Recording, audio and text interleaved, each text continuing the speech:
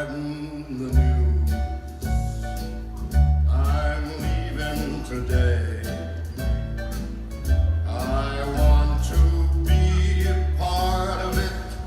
New York, New York, these vagabond shoes are longing to stray.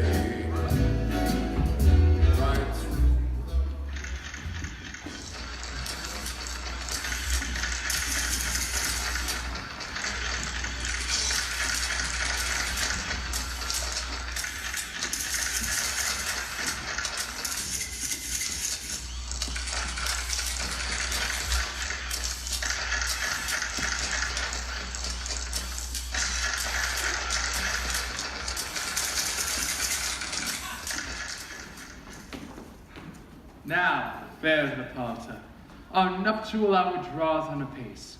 4 happy days bring in another moon. But oh, methinks how slow this old moon wanes. 4 days will quickly steep themselves in night. 4 nights will quickly dream away the time. And then the moon, like to a silver bow, new bent in heaven, shall behold the night of our solemnities. Hippolyta, I wooed thee with my sword, and won thy love doing thee injuries, but I will wed thee in another key, with pomp, with triumph, and with revelry. Happy be Theseus, our renowned man. Thanks, good Aegeus. What's the news with thee? Full of vexation come I, with complaint against my child, my daughter Hermia. Stand forth, Demetrius. My noble lord, this man hath my consent to marry her. Stand forth, Lysander, and, my gracious mayor, this man hath bewitched the bosom of my child. Thou, Lysander, with cunning hast thou filched my daughter's heart, turned her obedience, which is due to me, to stubborn harshness, and, my gracious mayor, be it so that she will not here, before your grace, consent to marry with Demetrius, as she is mine. I may dispose of her. What say you, Hermia? Be advised, fair maid, to you your father should be as a god. Demetrius is a worthy gentleman. So is Lysander. In himself he is, but in this kind, wanting your father's voice, the other must be held the worthier. I would my father look, but with my eyes. Rather, your eyes must with his judgment look. I do entreat your grace to pardon me. I know not by what power I am made bold, or how it may concern my modesty, in such a presence here to plead my thoughts. But I beseech your grace that I may know the worst that may befall me in the case, if I refuse to wed Demetrius. All his possessions due unto thee shall be lost. My trust fund? Therefore, fair Hermia, question your desires. Take time to pause, and by the next new moon, the sealing day betwixt my love and me, for everlasting bond of fellowship. Upon that day, either prepare to lose for disobedience of your father's will, or else to wed Demetrius. Relent, sweet Hermia, and Lysander, yield. Thy crazed title to my certain right. You have her father's love, Demetrius. Let me have Hermia's. Do you marry him? Scornful, Lysander, true, he hath my love. And what is mine, my love shall render him. And she is mine, and all my right of her, I do estate unto Demetrius. I am, my lord, as well derived as he, as well possessed. My love is more than his. I am beloved of beauteous Hermia. Why should not I then prosecute my right? Demetrius, I will vouch it to his head, made love to Nader's daughter Helena, and won her soul. And she, sweet lady, dotes, devoutly dotes in idolatry upon this spotty and inconstant man. I must confess that I have heard so much, and with Demetrius thought to have spoke thereof, but being over full of self-affairs, my mind did lose it. But Demetrius, come, and come, Aegeus, you shall go with me.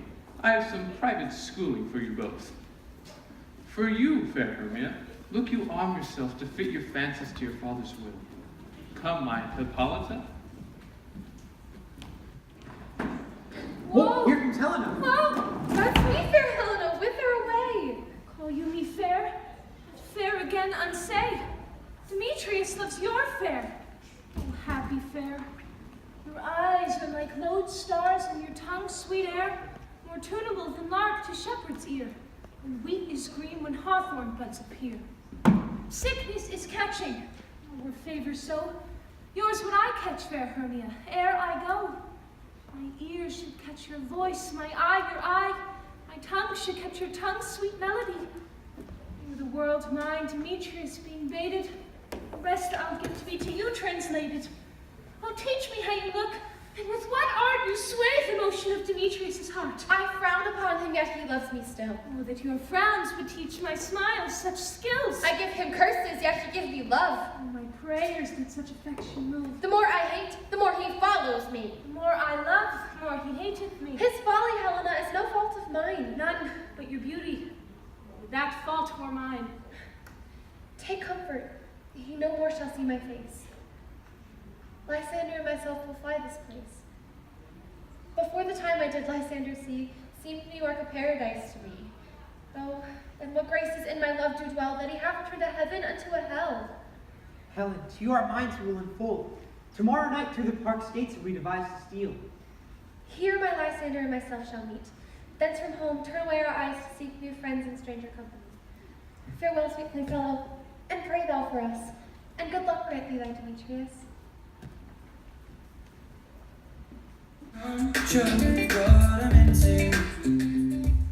Is all our company here? You are best to call them generally, one by one, according to the script. Here's the scroll of everyone's name, which is thought fit through all New York, play in our interlude before the mayor and his bride on his wedding day at night. First, good Patty would say what the play treats on, then read the names of the actors, and so grow to a point. Mary, our play is the most lamentable comedy and most cruel death of Pyramus and Thisbe. A very good piece of work, I assure you, and to Mary. Now, good Patty Quince, call forth your actors by the scroll. Friends, spread yourselves. Enter as I call you, Nick Bottom. Rappy, name the part I am for and proceed. You, Nick Bottom, are set down for Pyramus. What is Pyramus? A lover or a tyrant? A lover that kills himself most gallant for love. That will ask for some tears in the true performing of it. If I do it, let the audience look to their eyes. I will move storms. I will condole in some measure. Francis Flute? Here, Patty Quince. Flute, you must take Thisbe on you. What is this be a wandering night? It is the lady that Pyramus must love. Nay, Faith, let me not play a woman. I have a beard coming. That is all one. You shall play it in a mask, and you may speak as small as you will. And I may hide my face. Let me play Thisbe too. I'll speak in a monster little voice. Thisbe, Thisbe. Ah, Pyramus, my lover dear, my Thisbe dear, and lady dear. No. You must play Pyramus. The flute, you Thisbe. Well, proceed. Women sing wicked when you're unwanted. Streets are uneven when you're down. When you're straight, faces come out of the rain. When you're strange, no one remembers your name. When you're strange, when you're strange, when you're strange.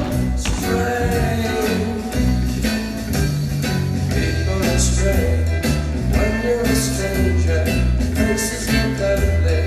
When you're alone, women seem wicked. When you're unwanted, streets are uneven. When you're down.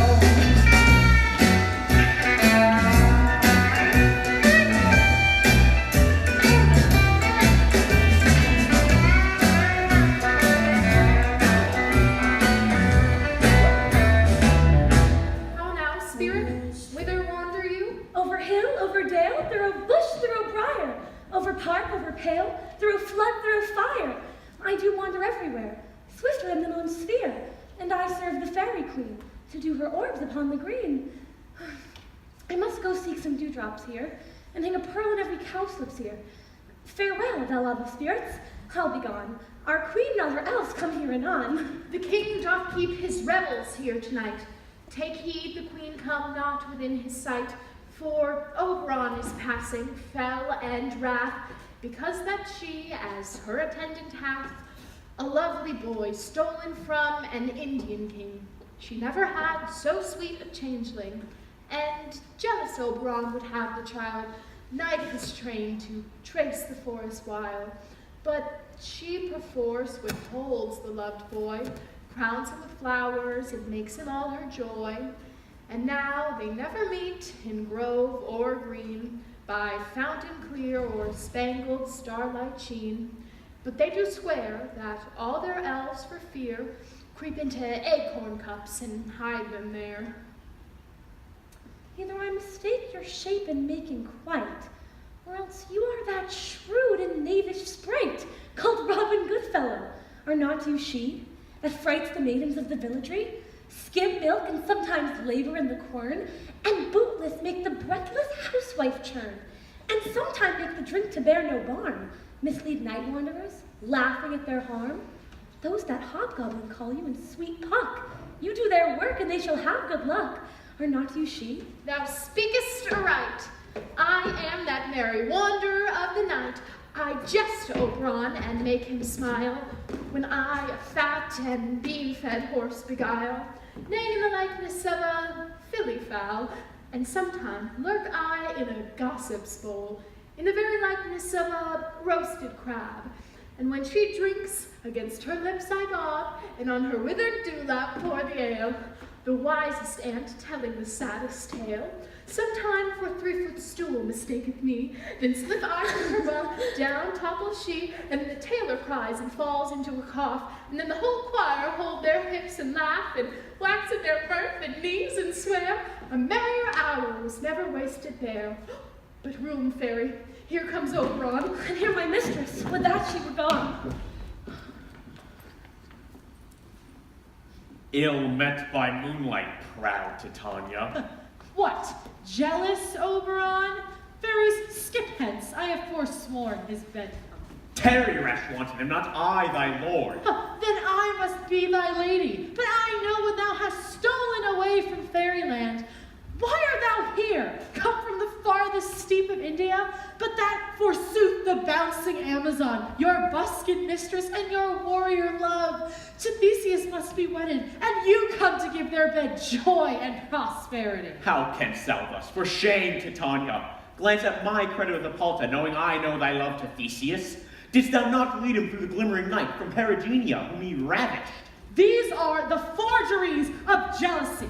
And never, since the middle summer spring, met we on hill, in dale, forest, or mead, by paved fountain, or by rushy brook, or in the beached margin of the sea, to dance our ringlets to the whistling wind, but with thy brawls thou hast disturbed our sport. Do you amend it then? It lies in you.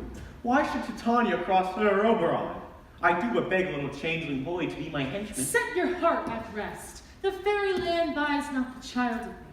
His mother was a votaress of my order, and in the spiced Indian air by night, full often hath she gossiped by my side, and sat with me on Neptune's yellow sands, marking the embarked traders on the flood, when we have laughed to see the sails conceive and grow big-bellied with the wanton wind. But she, with pretty and with swimming gait, following her womb then rich with my young squire, would imitate and sail upon the land, to fetch me trifles and return again, as from a voyage rich with merchandise.